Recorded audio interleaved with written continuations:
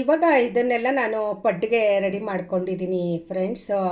ನೋಡಿ, 5 ಈರುಳ್ಳಿ, ಸ್ವಲ್ಪ ಕರ್ಬೇವಿನ ಸೊಪ್ಪು, ಕೊತ್ತಂಬರಿ ಸೊಪ್ಪು, ಬೆಳ್ಳುಳ್ಳಿ ಮತ್ತು ಹಸಿಮೆಣಸಿನ್ಕಾಯಿ ಇದಷ್ಟನ್ನು ಹೆಚ್ಕೊಂಡು ನಂತರ ತೋರಿಸ್ತೀನಿ ಹೇಗೆ ಮಾಡೋದು ಅಂತ. ಹಾಯ್ ಫ್ರೆಂಡ್ಸ್, ನಮಸ್ತೆ. TRD ಚಾನಲ್ಗೆ ತಮಗೆಲ್ಲರಿಗೂ ಪ್ರೀತಿಯ ಸ್ವಾಗತ. ಫ್ರೆಂಡ್ಸ್, ಎಲ್ಲರೂ ಹೇಗಿದ್ದೀರಾ, ಚೆನ್ನಾಗಿದ್ದೀರಾ ಅಂತ ಭಾವಿಸ್ತಾ ಇವತ್ತಿನ ವಿಡಿಯೋವನ್ನು ಶುರು ಮಾಡ್ತಾ ಇದ್ದೀನಿ. ಇವತ್ತು ನಾನು ಪಡ್ಡು ಮಾಡ್ತಾ ಇದ್ದೀನಿ ಬೆಳಗಿನ ಟಿಫನ್ನಿಗೆ. ಸೊ ನೋಡಿ, ಅರ್ಧ ಭಾಗದಷ್ಟು ಉಬ್ಬು ಬಿಟ್ಟಿದೆ ಚೆನ್ನಾಗಿ ಹಿಟ್ಟು. ನೋಡಿ ಎಷ್ಟು ಉಬ್ಬಿದೆ. ನೋಡಿ ಇಷ್ಟಿತ್ತು ನಿನ್ನೆ, ಇಷ್ಟು ಇವಾಗ ಇಲ್ಲಿವರೆಗೂ ಬಂದಿದೆ. ಇವಾಗ ಇಷ್ಟಿದ್ದಿದ್ದು ಇಲ್ಲಿವರೆಗೂ ಬಂದಿದೆ, ಇಲ್ಲಿವರೆಗೂ ಹಿಟ್ಟು ಉಬ್ಬಿದೆ. ಇವಾಗ ಇದನ್ನು ಚೆನ್ನಾಗಿ ಮಿಕ್ಸ್ ಮಾಡ್ಕೊಳ್ತೀನಿ. 2 ಪಾವು ರೇಷನ್ ಅಕ್ಕಿ, ಅರ್ಧ ಪಾವಿಗಿಂತ ಕಡಿಮೆ, 1/4 ಕಪ್ಪಿಗಿಂತ ಸ್ವಲ್ಪ ಜಾಸ್ತಿ ಉದ್ದಿನ ಬೇಳೆಯನ್ನು ನಾನು ಎಲ್ಲ ಮಿಕ್ಸ್ ಮಾಡಿ ನೆನೆಸಿದ್ದೆ. 2 ಸ್ಪೂನು ಕಡಲೆಬೇಳೆ ಹಾಕಿದ್ದೆ, ಅರ್ಧ ಮುಕ್ಕಾಲು ಸ್ಪೂನಷ್ಟು ಮೆಂತೆ ಹಾಕಿ ಕ್ಲೀನಾಗಿ 2 ಸರಿ ತೊಳೆದು 4 ಅವರ್ ಅಕ್ಕಿ ನೆನೆಸಿ ರಾತ್ರಿ 7-8 ಗಂಟೆ ಅಷ್ಟೊತ್ತಿಗೆ ರುಬ್ಬಿ ಇಟ್ಟಿದ್ದೆ ನಾನು. ಸೊ ಇವಾಗ ಇದು ಇಷ್ಟು ಚೆನ್ನಾಗಿ ಉಬ್ಬಿದೆ. ಇದು ನಾನು ಹಿಟ್ಟನ್ನು ಸ್ವಲ್ಪ ಇದಕ್ಕೆ ತಗೊಳ್ತಾ ಇದ್ದೀನಿ. ಸ್ವಲ್ಪ ಹಿಟ್ಟು ಉಳಿದ್ರೆ ಸಂಜೆ ದೋಸೆ ಮಾಡ್ಕೊಳಕ್ಕಾಗತ್ತೆ. ಸೊ ಅಷ್ಟು ಹಿಟ್ಟನ್ನು ನಾನು ಪಡ್ಡಿಗೆ ಯೂಸ್ ಮಾಡ್ತಾ ಇಲ್ಲ. ಈಗ ಒನ್ ಟೈಮಿಗೆ ಎಷ್ಟು ಬೇಕೋ ಅಷ್ಟು ಮಾತ್ರ ನಾನಿಲ್ಲಿ ಹಾಕ್ಕೊಳ್ತಾ ಇದ್ದೀನಿ. ಫ್ರೆಂಡ್ಸ್, ಇಷ್ಟು ಹಿಟ್ಟು ತೊಗೊಂಡಿದ್ದೀನಿ. ಸೊ ನಾನು ನೆನ್ನೆ ಹಿಟ್ಟು ರುಬ್ಬುವಾಗ ಉಪ್ಪು, ಸೋಡಾ ಪುಡಿ ಏನೂ ಹಾಕಿರಲಿಲ್ಲ. ಇವಾಗ ಬೆಳಗ್ಗೆ ಎದ್ದ ತಕ್ಷಣ ನಾನು ಅರ್ಧ ಸ್ಪೂನಿಗಿಂತ ಸ್ವಲ್ಪ ಕಡಿಮೆ ಪ್ರಮಾಣದಲ್ಲಿ ಸೋಡಾ ಪುಡಿ ಹಾಕ್ಕೊಂಡಿದ್ದೆ. ರುಚಿಗೆ ತಕ್ಕಷ್ಟು ಉಪ್ಪನ್ನು ಹಾಕ್ಕೊಂಡಿದ್ದೆ. ಇವಾಗ ಪಡ್ಡಿಗೆ ನಾನು ತೊಳೆದಿರೋ ಜೀರಿಗೆ ಸ್ವಲ್ಪ ತೊಳಿತೀನಿ. ನಾನು ತೊಳೆದುಬಿಟ್ಟೆ ಹಾಕೋದು ಯಾವಾಗ್ಲೂ. ಇಷ್ಟು ಜೀರಿಗೆ ಹಾಕ್ಕೊಂಡು 5 ಹಸಿಮೆಣಸಿನ್ಕಾಯನ್ನು ಸಣ್ಣಗೆ ಹೆಚ್ಚಿದ್ದೀನಿ. ಹಾಗೆ ಕೊತ್ತಂಬರಿ ಸೊಪ್ಪು, ಕರ್ಬೇವಿನ ಸೊಪ್ಪು ಎರಡನ್ನೂ ಮಿಕ್ಸ್ ಮಾಡಿ ಹೆಚ್ಚಿಟ್ಕೊಂಡಿರೋದು. ಸಣ್ಣಗಂದರೆ ತುಂಬ ಸಣ್ಣಗೆ ಹೆಚ್ಚಿದ್ದೀನಿ ಫ್ರೆಂಡ್ಸ್. ಎಷ್ಟು ನೋಡಿ, 3 ಈರುಳ್ಳಿಯನ್ನು ನಾನು ಹೆಚ್ಚಿದ್ದೀನಿ. ನೋಡಿ ಇಷ್ಟು ಸಣ್ಣಗೆ ಹೆಚ್ಚಿದ್ದೀನಿ. ನೋಡಿ, ಇದು ಎಷ್ಟು ಸಣ್ಣಗೆ ಹೆಚ್ಚೋಕ್ಕಾಗುತ್ತೋ ನಿಮಗೆ ಅಷ್ಟು ಸಣ್ಣಗೆ ಹೆಚ್ಕೊಂಡ್ರೆ ಚೆನ್ನಾಗಿರುತ್ತೆ. ಒಂಥರ ದಪ್ಪ ದಪ್ಪ ಹೆಚ್ಚಿಬಿಟ್ರೆ ಬಾಯಿಗೆ ಸಿಗುತ್ತೆ. ಫ್ರೆಂಡ್ಸ್, ಬೆಳಗ್ಗೆನೇ ಹಿಟ್ಟಿಗೆ ನಾನು ಉಪ್ಪು ಹಾಕಿದ್ದೆ. ಇವಾಗ ಇದು ಕರ್ಬೇವಿನ ಸೊಪ್ಪು, ಕೊತ್ತಂಬರಿ ಸೊಪ್ಪು, ಈರುಳ್ಳಿ ಎಲ್ಲ ಹಾಕಿರೋದ್ರಿಂದ ಸ್ವಲ್ಪ ಕಡಿಮೆ ಆಗುತ್ತೆ. ಹಾಗಾಗಿ ನಾನು ಚೂರು ಇದಕ್ಕೆ ಮಾತ್ರ ಹಾಕ್ಕೊಳ್ತಾ ಇದ್ದೀನಿ. ಇಷ್ಟು ಹಾಕ್ಕೊಳ್ತಾ ಇದ್ದೀನಿ.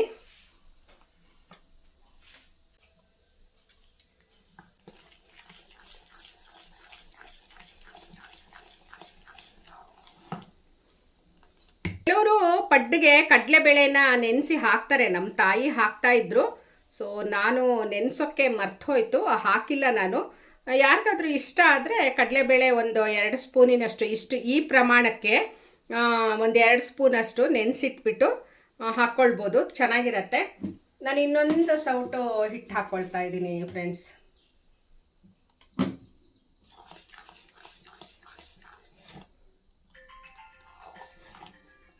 ಫ್ರೆಂಡ್ಸ್ ನೋಡಿ, ಪಡ್ಡ ಹಂಚು ಕಾದಿದೆ. 1 ಸ್ಪೂನ್ ಎಣ್ಣೆ ಹಾಕ್ತಾ ಇದ್ದೀನಿ ಇದಕ್ಕೆ.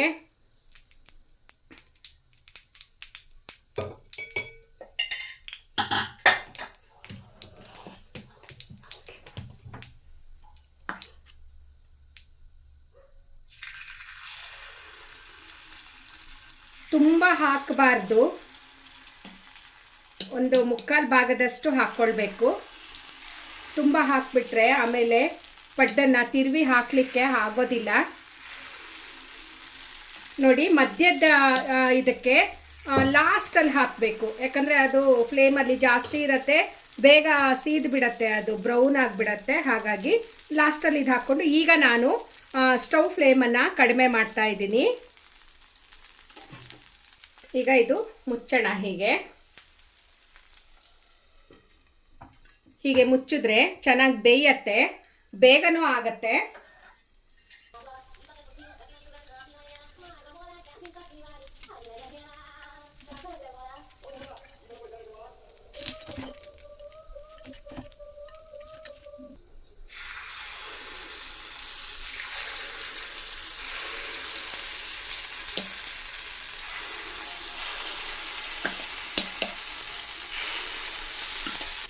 ಫ್ರೆಂಡ್ಸ್, ಹೀಗೆ ಮೇಲ್ಗಡೆನೂ ಸ್ವಲ್ಪ ಎಣ್ಣೆ ಹಾಕ್ತಾ ಇದ್ರು ನಮ್ಮಮ್ಮ. ಸೊ ನಾನು ಹಾಕಲ್ಲ, ನಿಮಗೆ ತೋರ್ಸೋಕ್ಕೋಸ್ಕರ ಹಾಕ್ತಾ ಇದ್ದೀನಿ. ಸೊ ಎಣ್ಣೆ ಕಮ್ಮಿ ತಿನ್ನೋರು ಹೇಗೂ ಹಂಚಿಗೆ ಹಾಕಿರ್ತೀವಲ್ವ ನಾವು, ಅಷ್ಟೇ ಸಾಕಾಗತ್ತೆ. ಮತ್ತು ಮೇಲೆ ಹಾಕಬೇಕು ಅಂತ ಏನಿಲ್ಲ, ಬೇಕು ಅಂದರೆ ಹಾಕ್ಕೊಳ್ಬೋದು.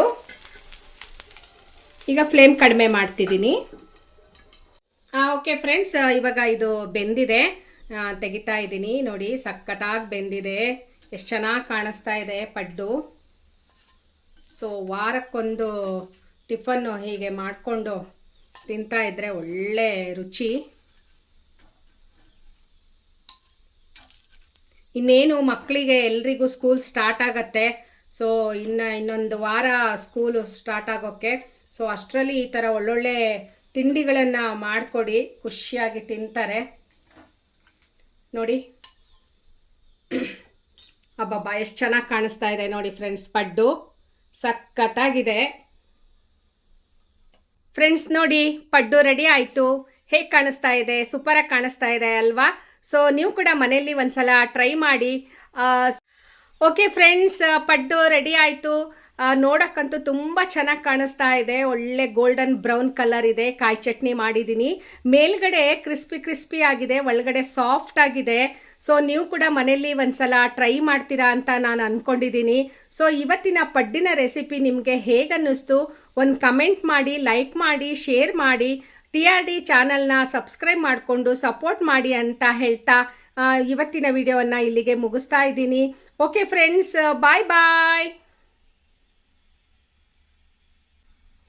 ಹಾಗೆ ನಾನು ಟೇಸ್ಟ್ ಮಾಡಿ ಹೇಳ್ತೀನಿ ಹೇಗೆ ಬಂದಿದೆ ಅಂತ.